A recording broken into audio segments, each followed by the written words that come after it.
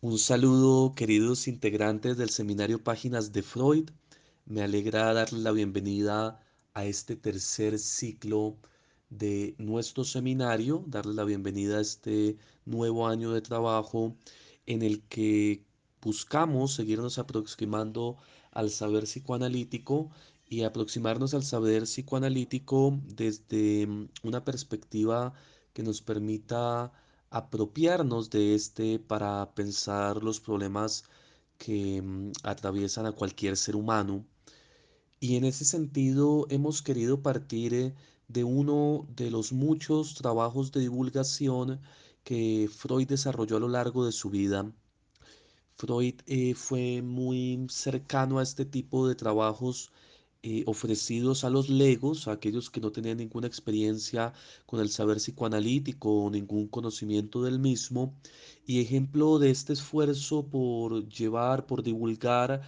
su propia labor, nos encontramos con las conferencias y las nuevas conferencias de introducción al psicoanálisis, con el esquema del psicoanálisis, entre otros textos. Y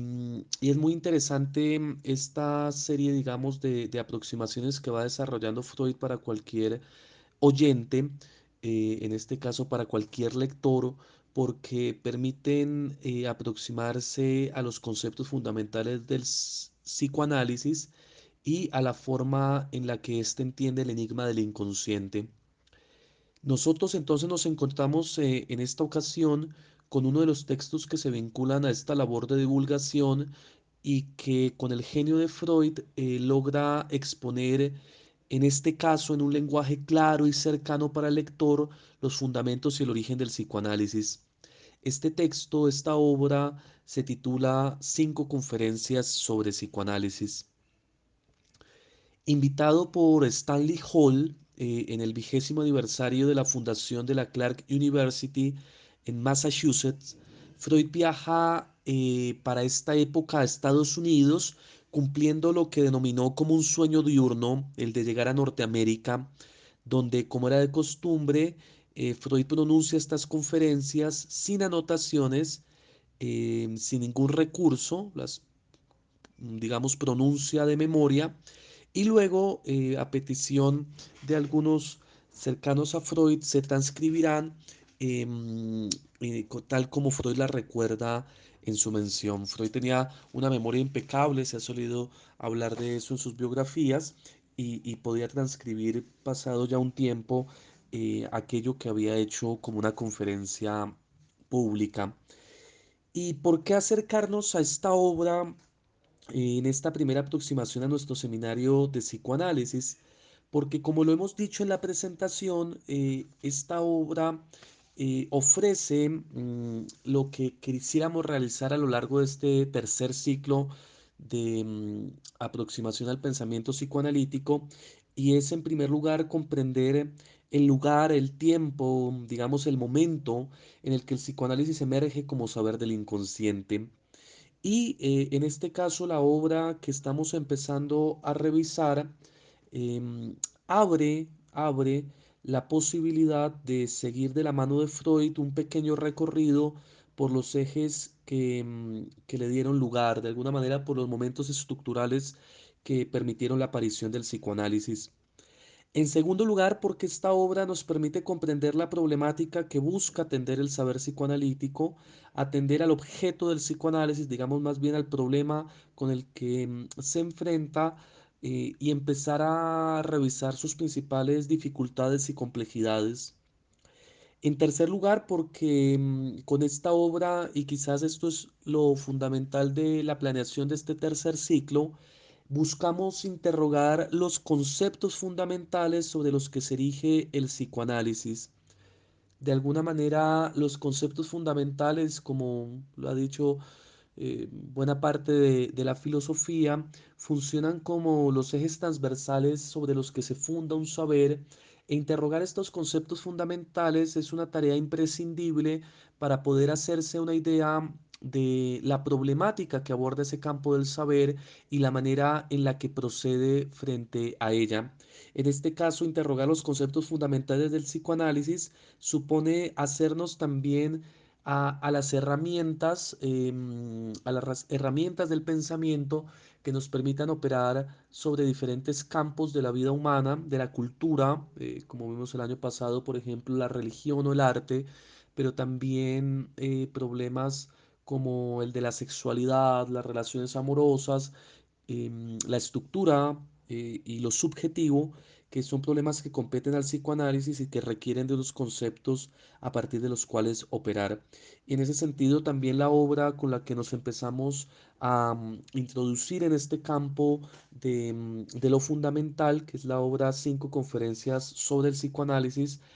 nos permite precisamente una aproximación. Y en este apartado en particular, en el apartado que nos correspondió leer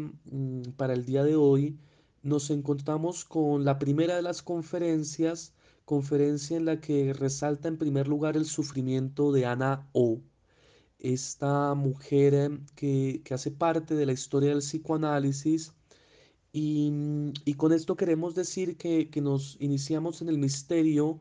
que en el año 1895 se extendía sobre las mujeres y que solo Flaubert, por ejemplo, con Emma Bovary o Tolstoy con Ana Karenina, estarían en la capacidad de mostrarnos bajo un rostro humano, que es básicamente el sufrimiento de las histéricas. Esto es una afirmación que hago con una salvedad, y es que a pesar de que para esta época se consideraba la histeria como una enfermedad femenina, sería precisamente Freud uno de los primeros en señalar que la histeria también se presentaba en el caso de los varones. Ahora bien, como lo acabo de mencionar, entonces esta primera conferencia nos dice que de alguna manera Freud, con dificultades económicas, em, con, tras haber estudiado con Charcot en Francia, conoce de la voz de Brauer el caso de esta mujer que sufre, que es Ana O. Y es importante resaltar que sí, y que en el centro de la reflexión psicoanalítica existe entonces un interés por atender al sufrimiento que nadie escucha, al sufrimiento de aquellos y aquellas enfermas que nadie le había enseñado a tratar a Freud. El interés, como dice Rudinesco, abro comillas, por los dramas cotidianos de una locura privada, disimulada bajo las apariencias de la más grande de las normalidades. Ahí cierro comillas. Entonces, el saber psicoanalítico, el saber del inconsciente, como lo podemos empezar a ver en la primera de estas conferencias, se estructura con un interés terapéutico y recoge, como lo iremos viendo, la influencia que Freud recibe,